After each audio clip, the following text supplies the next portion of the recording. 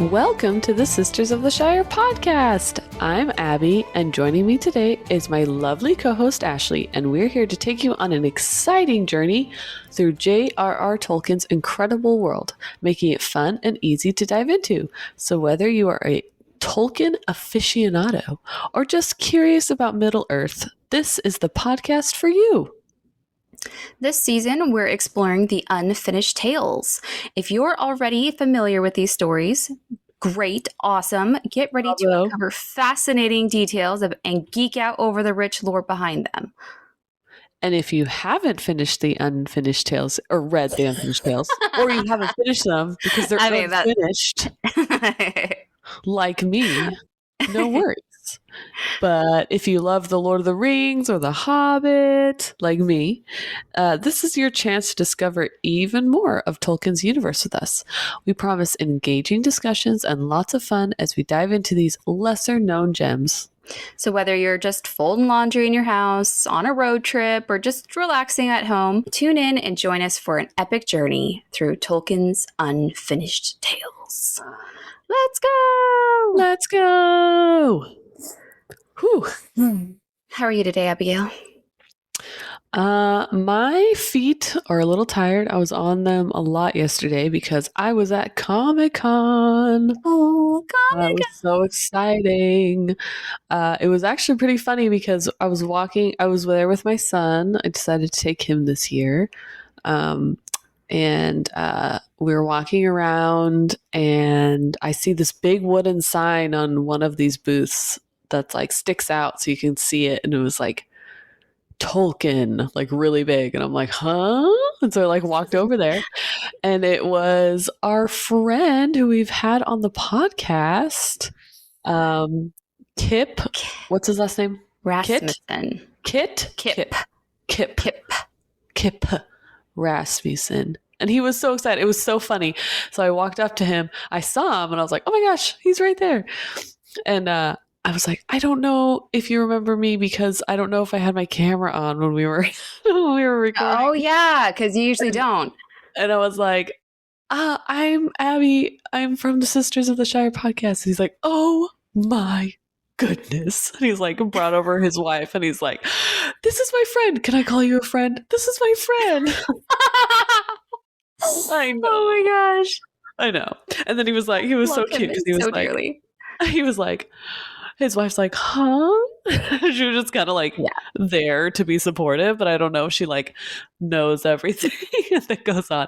She's like, what's going on? And then he's like, I was asked to be on their wonderful podcast, and it was a disaster. Oh, Kip. And I was like, hey. But he stuck through it. Yeah. He did it. He's like, for those of you who don't remember, Kip's internet went out. He's like, it went out like every 15 minutes. He would be frozen for a good 3 minutes. Yeah. And it was just something we just kind of, okay, time, and he's back. Okay, now really quick. And he did this for an hour. Yeah. We stuck through it. It was an amazing episode. We were so happy to have him. But it was so funny. That's like his thing. He's like, it was awful. Not anything with us. He's like, it was right. His wife was like, oh yeah, it's pretty bad. Like our internet's pretty bad. And I was like, okay. So next time we're gonna do this in person, apparently. Yeah, I know. I saw a few Gandalf cosplayers. One of my favorites was this woman who was a lady hobbit, and she looked so comfortable. Oh my gosh, it looked so cute. Oh, I bet. Nice. And she had earrings that looked like hobbit doors, and it was really cute, and I loved it so much. But I took a picture. There was 2 cosplays I took pictures of because I was like, I don't take a lot of pictures of cosplay just because there's a lot of cosplay that I don't know what they are because it's a lot of anime and I'm not an anime person. But I was like, there was 2 sets of cosplays or 3 sets of cosplays where I'm like, oh my gosh, I love that so much. One was from the movie. Oh my gosh! What's its name? Mystery Men. And it was the shoveler and the bowler, and they were husband and wife, and it was pretty good. I love that a lot. I ran up to the husband and I was like, oh my gosh, are you the shoveler? And he's like, and my wife's the bowler. And like they were so cute because they were kind of like older, and I think that this was one of their first, like cosplays, but they did such a good job. It was so cute. She even had like a little bowling ball with a skull in it. It was pretty great. And then awesome. And then my other two were, there was this mom, an older mom. She probably had to be like either your mom's age or around there. And like her daughter and her friend, or like her two daughters who were like probably older than us. And they were all like Jane Austen characters, like Mrs. Bennet and the like Lizzie and Jane. Oh my gosh, it was so cute. They had bonnets on and everything. And I was like, oh, you ladies are adorable.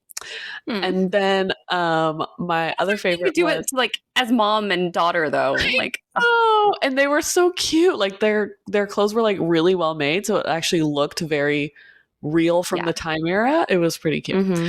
And then my other favorite, my kids, Fox was pretty stoked on it, and I showed my daughter too. But because they're from some of our favorite movies, was Octavius and, is it Jeb or Jed from Night at the Museum? The little Roman guy and the little cowboy guy. Is it Jeb? Or Jebediah. Jebediah. Is it Jeb? Yeah, it's probably anyway, Jeb. It was like two friends, these two girlfriends, and they were and I was like, oh my gosh, I love it. And she's like, thank you. No one really knows who we are. And I'm like, that's amazing. Like, how can people not know who you are? You're a centurion and a cowboy walking around together. Of course you're from Night at the Museum. I love it so much. And then my honorable mention was our cousin works at our shared cousin works at a Star Wars. They do like parades and charity events and stuff, but they're like an official licensed like Star Wars cosplay group. They're called the 501st, and they have like, it's really cool. They do a huge setup where it kind of looks like you walk into like Batu from Star Wars or from Disneyland. They have a whole room that they kind of set up like that. It's really cool. Nice. And anyway, there was a little boy there, and he was a droid, but it was all made out of cardboard, and it was the cutest thing I've ever seen in my life. And I was like, oh my gosh. Because he had a little cardboard hat that was like the top of the droid. Oh my gosh. Even Fox went up to him. Strong with that one. I know. He had to be like 6 or 7, 6 or 7. And Fox went up to him and he's like, I love your costume, man. It was like this cute, like painted little cardboard thing. Oh, killed me. Loved it so much. But that was our favorite from mine and Fox. He started that way, but like, let's revisit that kid in like 10 years. He's going to have like the coolest. And it's all because you're a full awesome cosplay. Yes, and it's all because of it was and their amazing like spirit. I know. It was so cute though. Oh my gosh, it was so cute. Like all the old men who were dressed up like Mandalorians and Jedis were like, "That's the best costume." So cute. It was so cute. Padawan. And then there was a Wally, which always kills it. Always kills it. Or Wally. We saw Wally in theaters. Yep. There was a little girl that old at next to the Wally, and she just kept going, hi Wally. It was so cute. Oh my gosh. Anyway, so my feet are a little tired because we walked for like 5 hours, and when my son and I got in the car, I was like, how you feeling? He's like, Mom, you didn't let us sit down for 5 hours. And I was like, oh, whoops. Sorry. There is no sitting down at Comic-Con. So, anyway, if you want to sit down, you make your seat into a part of your cosplay. Yeah, exactly. Anyway, suffice this to say, there needs to be more Tolkien cosplay representation because I barely saw any. I mean, like, the costumes are so cool from the new show. So, like, come on, guys. And the movies. And the movies. Well, so one day we will go together, and we have already decided we are going to be Hobbit women. Although I feel like we could do a crossover of Hobbit dress almost like, but with like you like Gondorian soldier vibes and me Rohan soldier vibes. Like I feel we could do it like a crossover. Okay. You like it? The wheels are turning. Right? We'll do it one day, guys. Okay. So how much do you remember of last week? All right, let me see. I listened to it while I was sewing because that's what I do. Because I'm making tablecloths for a wedding and I'm so behind. I'm like marathon sewing right now. So we learned about the helm. Yes. Of the dragon helm. The Dragon Helm of Dorloman, or the Helm of Hador. And it was magic, so if you wore it, you can't die or you can't be wounded. But if you took it off, sorry, Betty. Sorry, Betty. Yeah. But, and then we learned of the, like, kind of, like, curse. It's not really a curse, because they don't really say that in the book, but it's like, if you own it, it's a curse. You will die. But also, like, if it's a piece of armor and it's going to a person who has to wear armor, that means they're going into war, which the statistics of being killed in war back like in that kind of war is pretty high. So I feel like, you probably will die. Like, I don't feel like a lot of people died of old age back then in this story. So that's what Turin got instead of a mom. He got a helmet. Because he wanted his mom. And she said, sorry, I have to take care of my baby who I named a depressing name. And I have to stay back here within my depressing life and be depressed. And here's a helmet to make everything better between us. And so she gives it to him, but it doesn't really go to him. He's off crying at the moment, so the messengers bring it to Thingol. And I can't decide if give it to him. So I can't decide if the messengers like actually here, this is from Morwen to Thingol, or hey, this is for Morwen. Can you hold on to it when Turin is big enough? Like, but Thingol does say like, hey, this will be yours when you're big enough. Okay. So he's not just like snatching it. Like, no. But it does say though in a weird way that like his treasury and armory was like filled with all sorts of cool stuff, like even stuff from Valinor, even stuff made by Fëanor. But when he saw the helm, he I forgot this exact word, but like it was as if his treasury was like scanty. Like this was like, I don't have anything as cool as this. Yeah. But he does say like, basically, Turin, you can have this when you're big enough. And then Turin's like, I can't even lift that thing. I want my mom back. Where's my mom? And then, steel and gold don't quite dry up the tears. Yeah, let me wipe my tears with this dragon helm. Yeah. What were you going to say? I was going to say, do you feel like Tolkien put any of his like sadness about losing his mom into this story? Yeah, I could definitely see that. So, but then interesting that Turin doesn't have a brother. Then not a lot of brothers in. You could have be that on the nose. Yeah, you're right. So we begin today's story. It even has its own section heading. Like we're like, okay, specifically of Turin and Doriath. Ooh.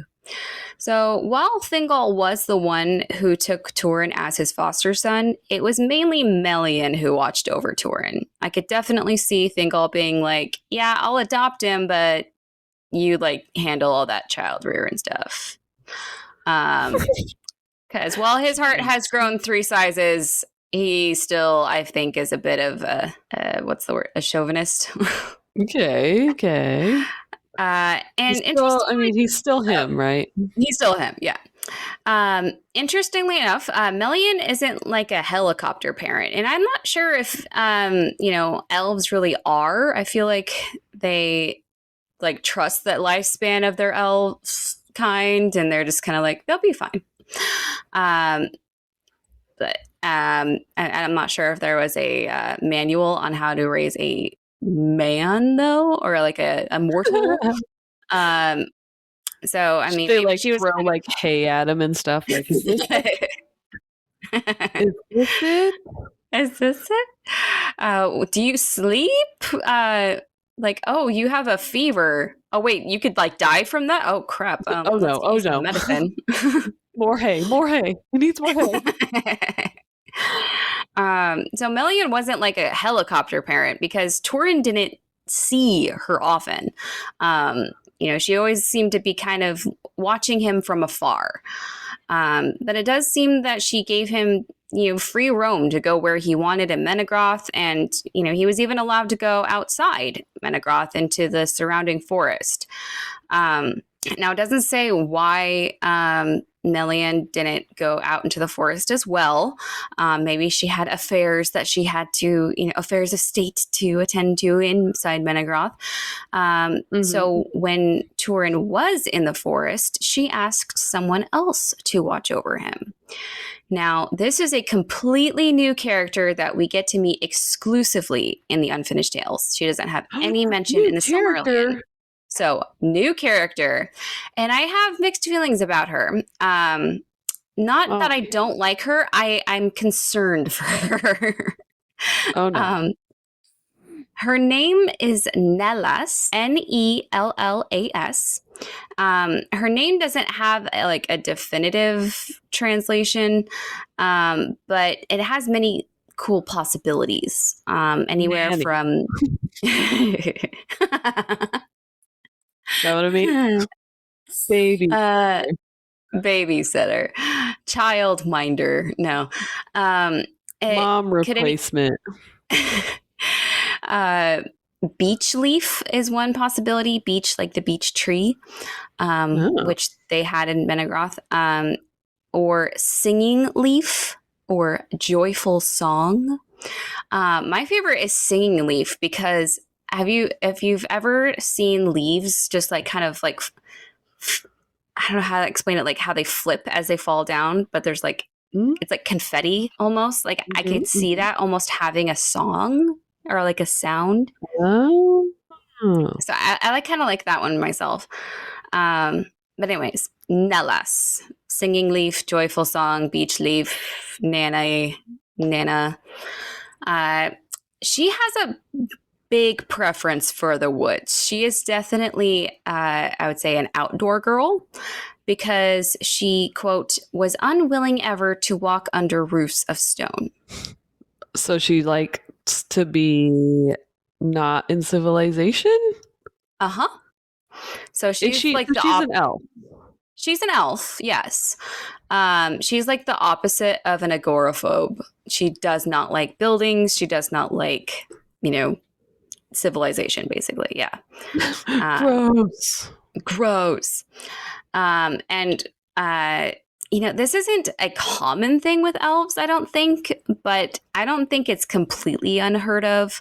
Like the green elves that kind of just wander around come to mind, that they, haven't settled and made their own community. They're just kind of, or like a city. I mean, they just are kind of nomads in a way. But I mean, Lothlorien, Rivendell. I mean, there's lots of other elf cities. So, I mean, I see it more of an uncommon thing, I would say. So she's the outdoorsy type. She's an outdoorsy type, yeah. She's doesn't want to be constrained by the society of like, you know, staying in one place or having to settle down. Sure, yeah.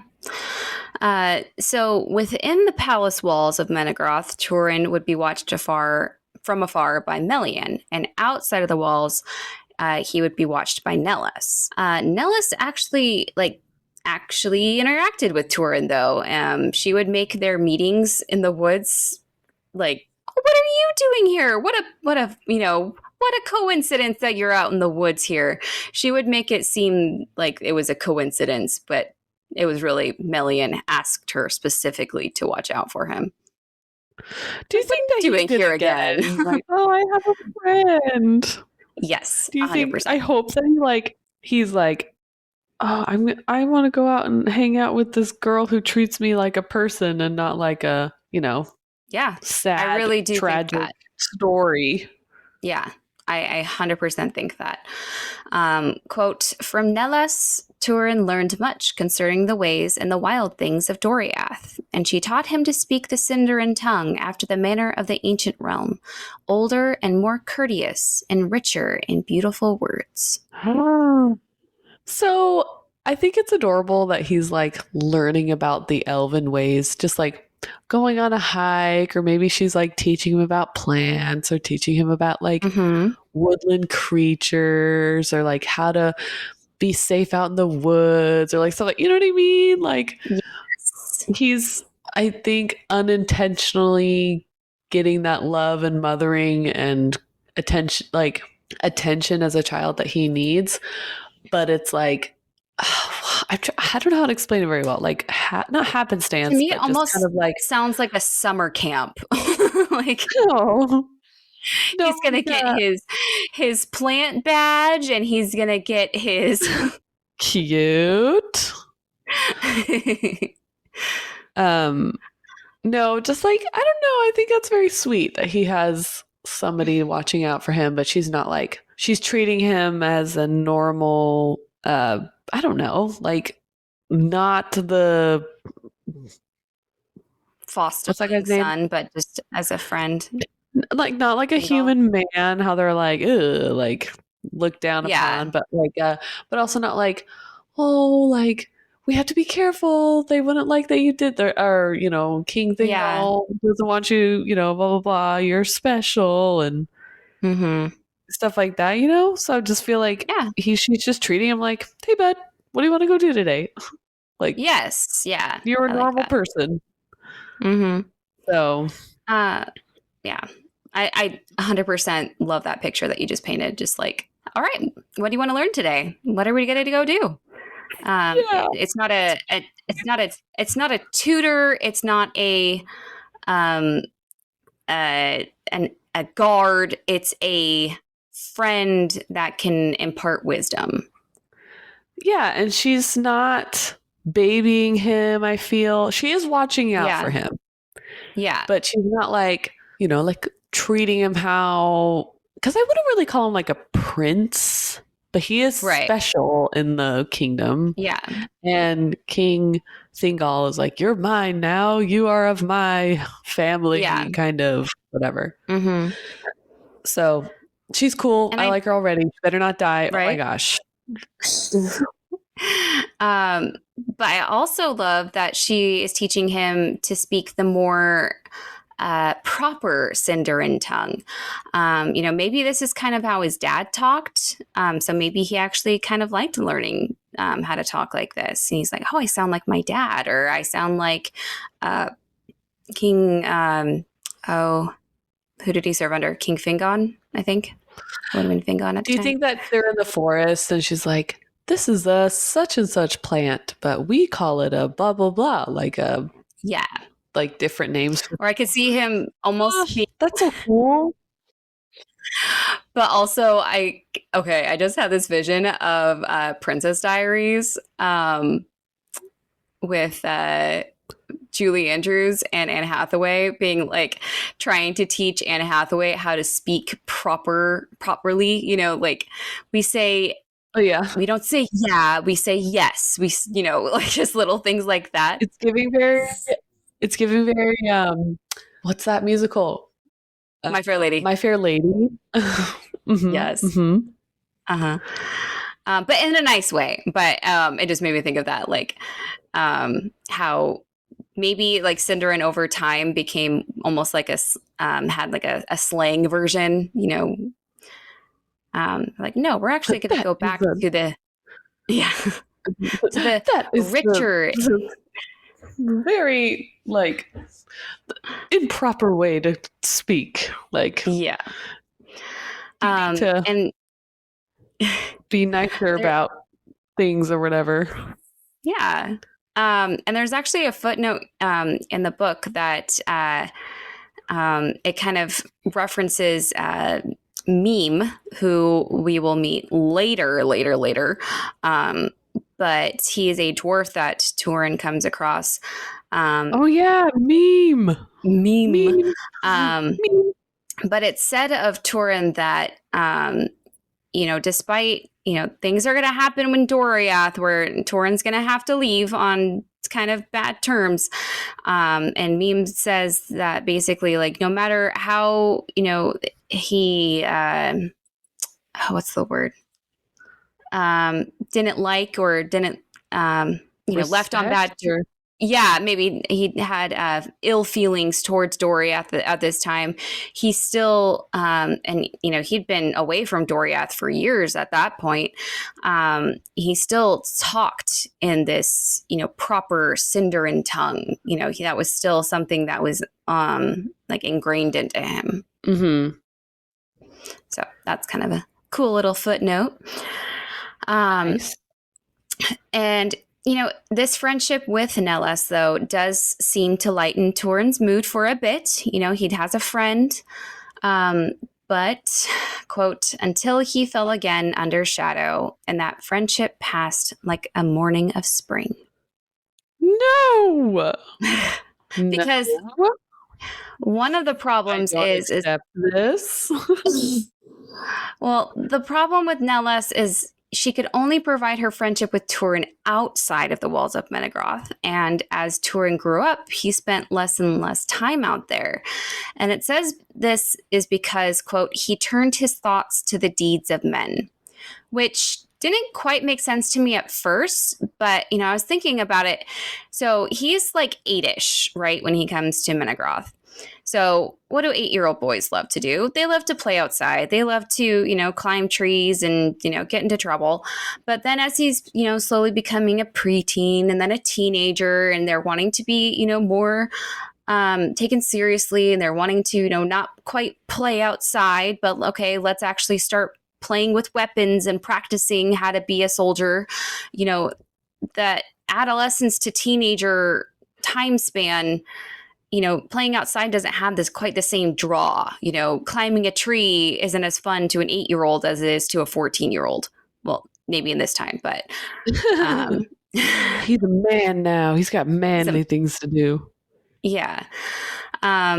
So, like, thinking of these deeds of men, perhaps he was thinking more of like war and battle, and, you know, I got to prepare for that. And playing outside doesn't exactly help you become a heroic warrior like your father. So, you know, I can't play these childish games outside. But he's just a baby. Yeah. So Nellis instead could only watch Turin, quote, though now she remained hidden. Like, it's almost like he outgrew her. No. But he still was there for him. No. And that's a very important thing to remember later, is that she still watched him, kept an eye on him, but from a distance, from, you know, a hiding place. Remember, oh my gosh. No, I'm all sad because I think of her like, hey, Turin, do you want to go on our, like, you know, hike or whatever? And he's like, no, I have other things to do. And then she's sad. No. Yeah. And here we have an unfinished tale footnote that will further break your heart, Abby. Oh, no. Quote, always he sought in all faces of women the face of Lalaith. So everywhere he looked for, and if you don't remember who Lalaith is, he was looking for his little sister that died. Stop it. Why? So, like I said, not a lot is known about Nellis. We don't have like a birth age or, you know, it doesn't say when she dies. Like, so, you know, she's safe as far as I know. But, you know, elves and men don't exactly have the same age ranges, you know, like a 20-year-old man and a 20-year-old elf. I wouldn't consider the same age for some reason, just because the lifespan difference. So I wonder how old Nellis really was. Like, obviously she wasn't as young as Lalaith, but what if she was like a teenager? What if she even looked like Lalaith? Like, can you imagine what, like, he would have liked it at first, but then it could have just made him sad. You know, just a constant reminder of his little sister. No. Yeah. So, yeah, not going to spend time with her anymore. No, it's not her fault. I know. So over the years, Thingol would send messengers as often as he could to get messages back and forth between Turin and his mother Morwen. And, you know, this is kind of surprising. You know, we know Thingol doesn't really like being involved in affairs outside of his kingdom. He's not, you know, really about the goodness and, you know, protection of the entire, you know, realm of Beleriand. He's more like, well, if I'm safe, we're okay, you know. So for Thingol to do this go ahead. I was going to say, I feel like there's more than, I don't know why, that you hear a lot of elves in these stories, like Thingol, Thranduil, like people like that are like, no, I'm just going to take care of my people. Yeah. Everybody else let's just deal with it. And like, I'm not going to help out. I was like, hey, huh? Like, come on. Mm-hmm. Like there's parts that it's understandable. Like, right. I don't know if it was from Thranduil. He fought. His wife died in the war that maybe was for the good of the kingdom. He's like, nope, not doing that anymore. I sacrificed enough for other people. I could see that. Thingol has his wife still, so he just what movie I was watching, or was it a show where they were like, I'm not going to sacrifice any more of my people for another person's war that was going on. Like, I don't get, you know, stuff like that. But also, like, this is still your war. I know that it's not affecting you, right? Like in your kingdom. It will eventually. It will. Yeah. But it's like, it's still gonna come to you anyway. Like, you're not, you know, out of it completely. So I don't know. Yeah. It's like there's the understanding from both sides. Like, I get it, but then I'm also like, come on, man. And there's what's her name? The girl from the Hobbit, the elf girl from the Hobbit movies. I love her. I know Tariel. I know she's not in the books. I don't care. I love her. You know, like, this isn't. They're like, this isn't our fight. Like, this is our fight. You know, how can we just let this evil spread to our neighbors? I know people don't love Tariel. I get it. There's some Tariel. I get it. There's we get Tariel it. Hate. She's just I think she's just a cool character in general, not necessarily that she's supposed to be in the story, but I just think aside from the story, she's a cool character. I agree. And I'm getting a lot of Tariel vibes. Tariel vibes for, what's her name? The girl that Turin was. Yeah. Okay. I can see that. Mental picturing. That's what I'm picturing. Okay. See, in my head, she's not strong like Tariel. Tariel, I feel, is very confident and very, you know, confident and strong, and, you know, just defender, bade. And Nellis is more gentle and shy, motherly and timid, fragile, more comforting. Yeah. Okay. Like the reason that I said I'm more afraid for Nellis is because it's almost like a phobia she has, I would say, of buildings. I think that's a better word for it. Oh, sad. That makes it sound Yeah. sad. Yeah. That's how I think of it. Like I think of people that, you know, get like shaky and have anxiety attacks leaving their house. I feel like that's what she is getting close to a building. Well, in my mind, she's a strong woman who just prefers to be outside. Well, we will see. So for Thingol to, you know, be willing to send messengers to risk, you know, his messengers to go back and forth between Turin and Morwen, quote, in nothing had he shown greater goodwill to Hurin and his kin than in sending his people on the dangerous roads to Morwen. So like thinking about it, this is actually very nice and very noble of Thingol to do. It's a sign of respect that he has towards Hurin and Turin, that he's willing to, you know, continuously risk his messengers and his soldiers to just deliver messages. It's not like it's doing him any good. It's literally just corresponding back and forth between Turin and Morwen. Mm-hmm. Well, that's good. Yeah. So through these messages, Turin, quote, heard that his sister Nienor grew in beauty, a flower in the gray north, and that Morwen's plight was eased. So, because she was things are okay. Pretty? So she's pretty. Nienor's pretty, and Morwen's she's not in danger. She's doing okay. You know, with okay.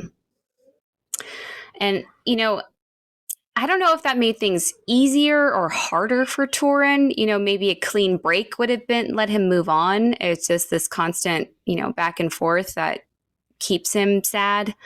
You know, there's things to be said for both sides of that. But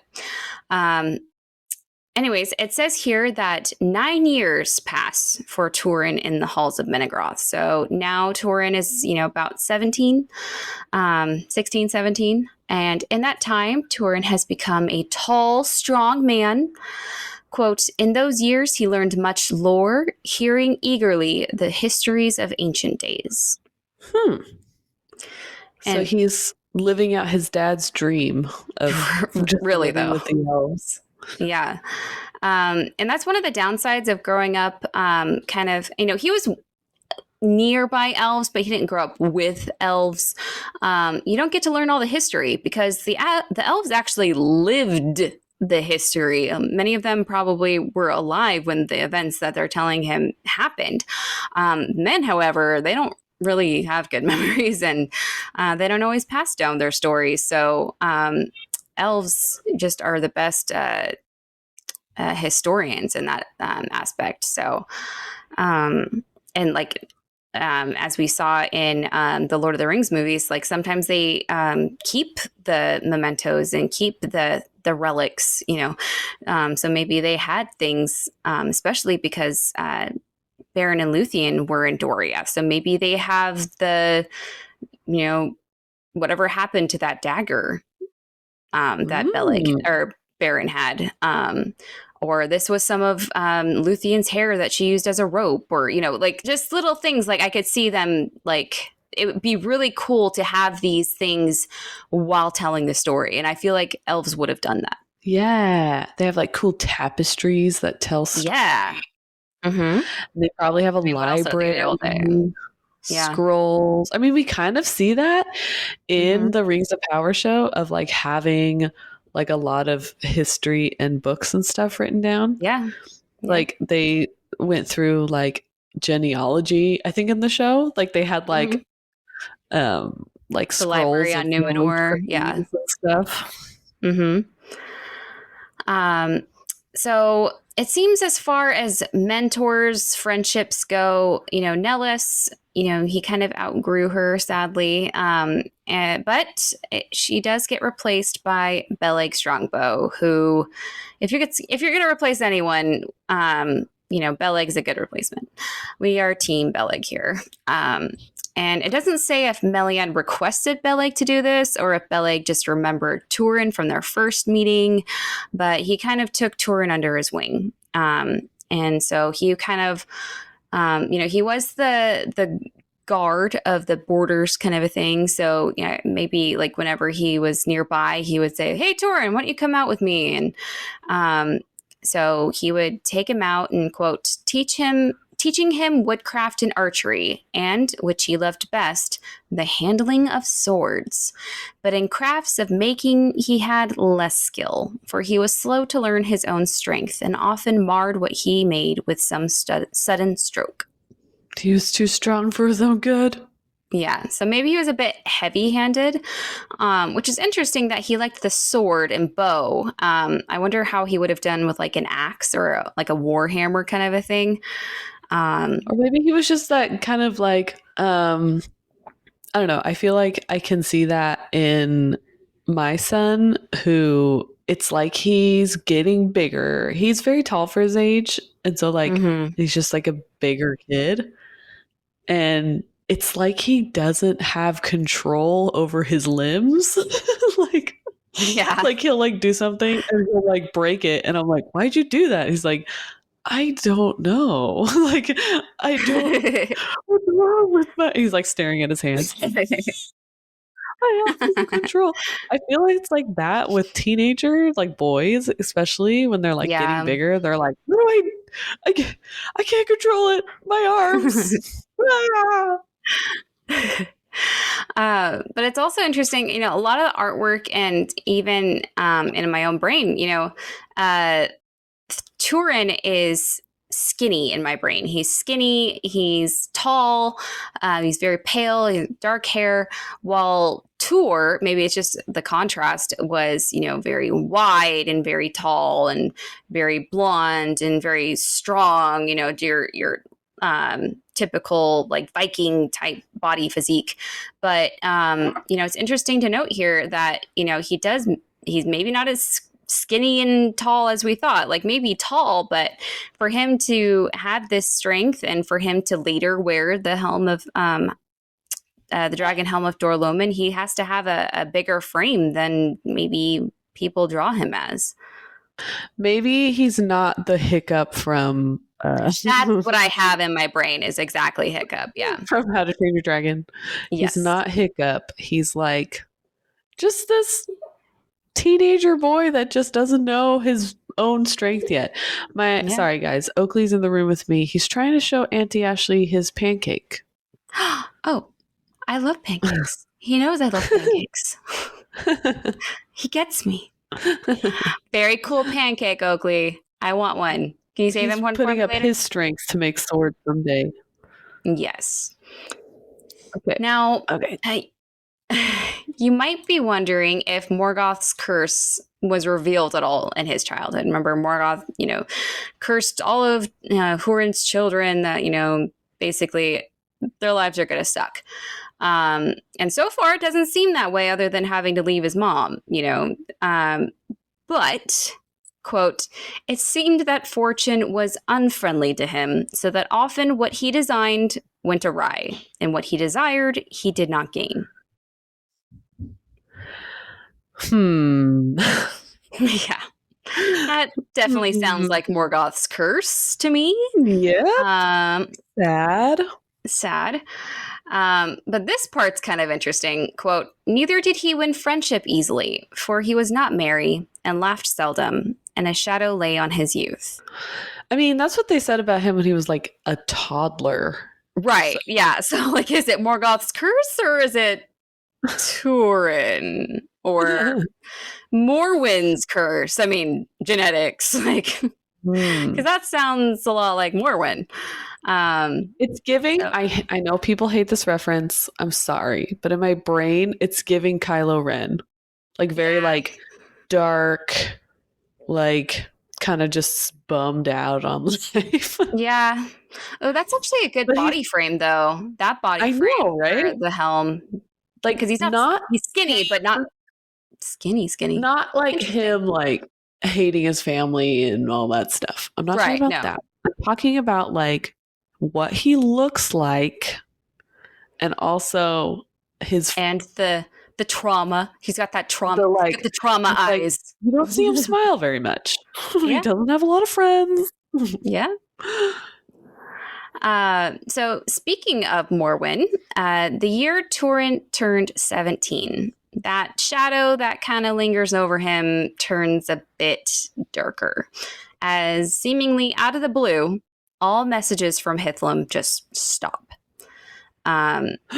In fact, this is because Morgoth, in his desire to spread further south, had surrounded the land of Hithlum, so that Thingol's messengers started to just not come back. And eventually Thingol was unwilling to send anymore, which I kind of get. Hey, don't kill the messenger, people. Come on. Right? That's like literally the rule. So Turin is now completely cut off from his mother, has no idea if she and his sister are safe, in danger, or worse. Quote, and for many days he sat silent, brooding on the downfall of the House of Hador and the men of the North. Oh, sad. I mean, I can't even imagine like not being able to just send a text or like call them and be like, are you okay? Yeah. And just not knowing. Mm-hmm. And you know, if Turin could do one thing really well, I would say brooding is definitely up there. So after all his expert brooding, he gets an idea. So he goes to find Thingol and Melian, and coincidentally, he finds them under the same beech tree that Thingol held Luthien captive in, if you remember that. It's a pretty famous cool thing for a dad to do. Yeah. Super like big beech tree in Menegroth. Now, I don't know how often Thingol actually saw Turin, but when he sees him, like in this moment, it occurs to him that this isn't the fosterling boy I first took in. This is a man now. Quote, a stranger, tall, dark-haired, looking at him with deep eyes in a white face. Mm-hmm. Mm-hmm. So it sounds like Morwen, but while that look on her was mistaken for an elf, like it made her more beautiful, that she almost looked like an elf.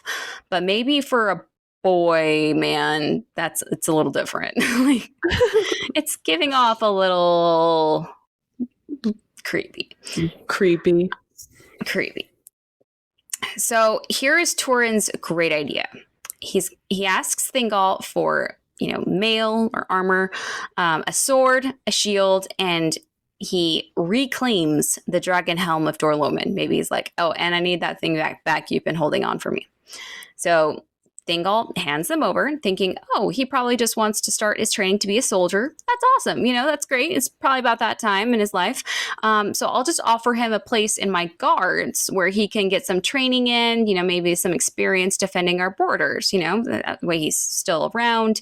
But he kind of gets his sea legs first, Mm-hmm. But that isn't what Turin wants. That's not what his idea was. He says, quote, beyond Doriath, my heart urges me. I long rather for assault upon the enemy than for defense of the borderlands.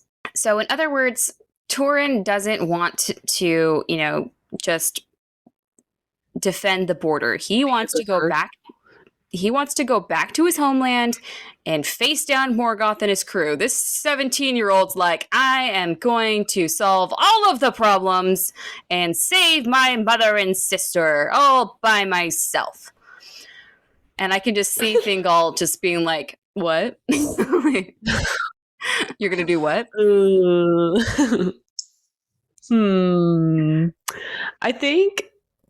I don't know. I feel that's a very teenagery thing to do. Yes. I can 100%. Do it. Yeah. I'm strong enough. All you old guys out there didn't know what you were doing. I know what I'm doing. You are cowards. Yeah. In fact, Thingol says, quote, then you must go alone. The part of my people and the war with Angband I rule according to my wisdom.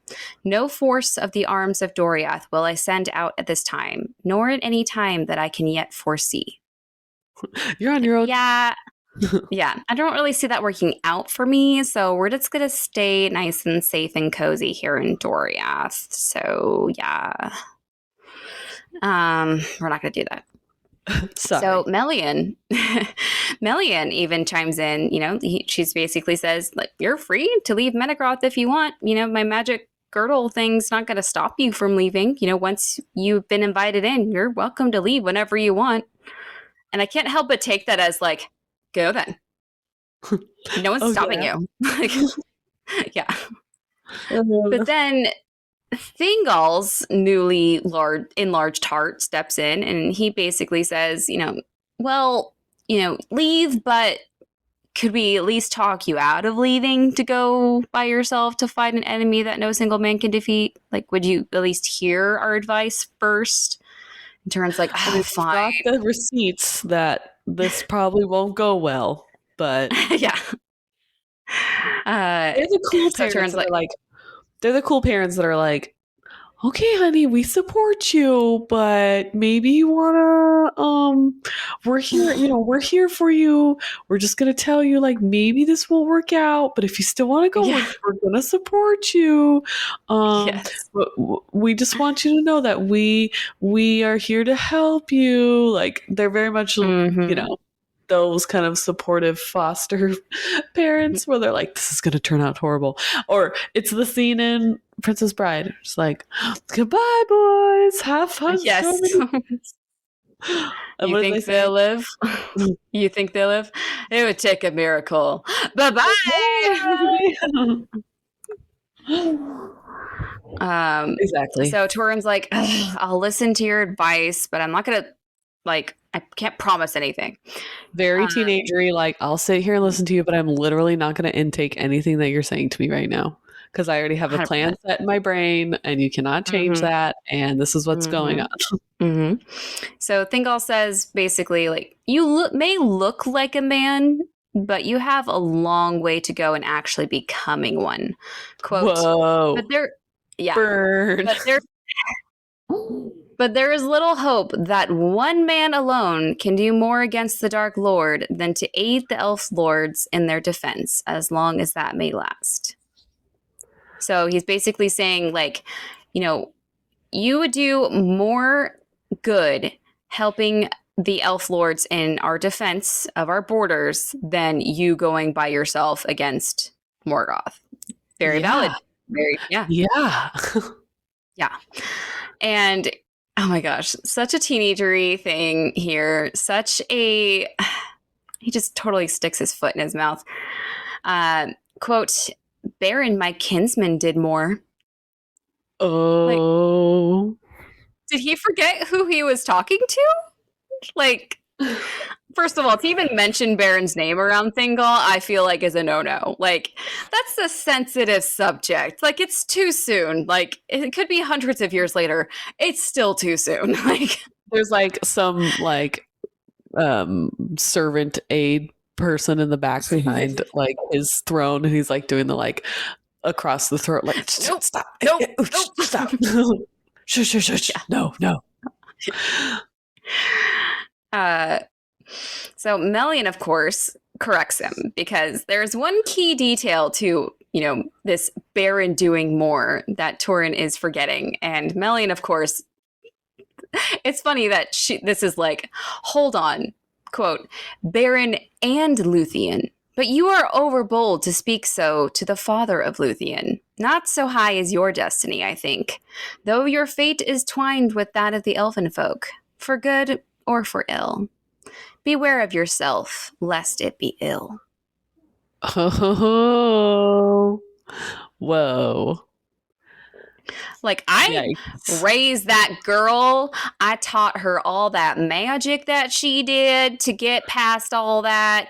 Baron basically was not leave her out of the story. You do not leave her out of the story. You thought Baron did all that? Please.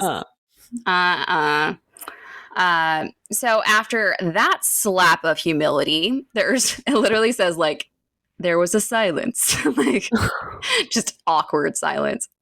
Mic drop. She mic dropped him. 100%. Melian tells him to leave. Like, go ahead, go. But remember what King Thingol said. And in the future, also remember my words too, buddy, because they are pretty wise words I'm about to lay on you. She says, quote, fear both the heat and the cold of your heart, which I feel for Turin, very valid. There's no in between. Mm-hmm. He is either hot or cold. True. I also feel like I feel kind of bad for Thingol, just like a little bit, because he's like finally having people come into like, I'm a good guy now. Like, I want to be supportive. And then he does something stupid like that. And you're like, come on. Like, why? I don't get in stories. I wanted to be on your team so bad, buddy. Yeah. I don't get like there's some like there's other stories that I've seen this happen where like they get taken in, they get taken care of, they're like so nice to them and they're just so good, and then they like turn like they think that they're smarter or they're like a jerk. Yeah. Like, and I'm like, what? Why? Like, why are you? Yeah. I don't get this. Like, why are you the way you are? Yeah. I know. Come on, Turin. Come on. Yeah. So Turin, I doubt he has the self-awareness to know at all what Melian's talking about. He's like, my heart's not hot or cold. It's it's body temperature. Is that what you mean? So I just imagine looking at her with a very confused look on his face, but he does bow to both of them, and then he leaves. But where will he go? You get to find out next time. Oh, man. Yeah. He sounded very much like a cartoon. Like, I know.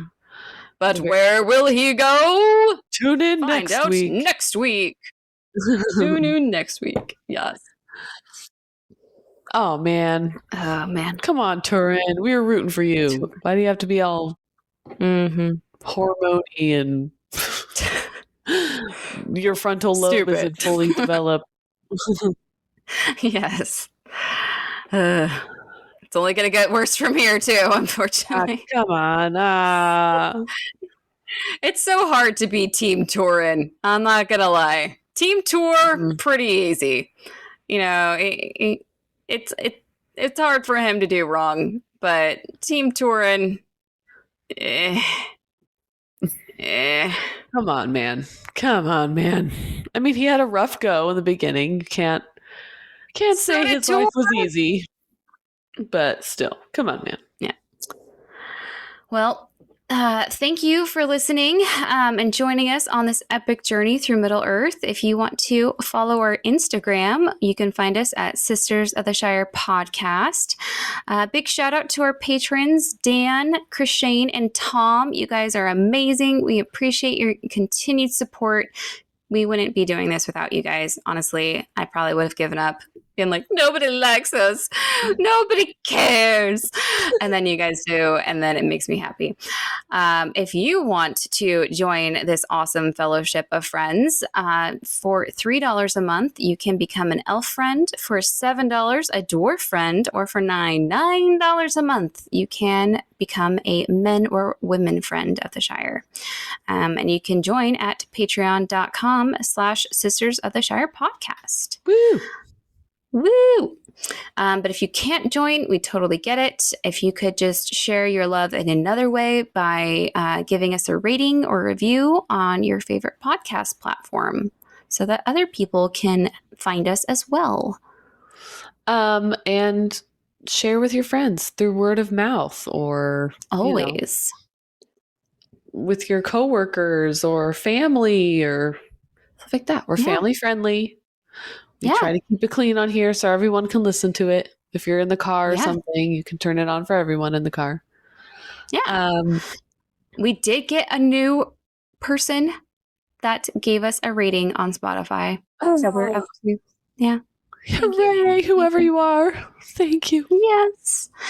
And then as far as world news, our friend in Brazil, staying on that listening binge, he was 14th and now he is 11th. Whoa, he's catching up, man. He is catching up. And then the Philippines overtook Switzerland. I feel like they've been battling it out lately. It's an interesting battle. I like it. I thought Switzerland was neutral for that. Not when it comes to Tolkien. They're like, that is our one thing in our charter that we can battle about. So amazing. Well, thank you for teaching me today. You're welcome. Until next time, I've been Ashley. And I've been Abby. And this has been the Sisters of the Shire podcast. And we're so happy that you joined us today. And we hope that you can join us next time. Bye. Bye.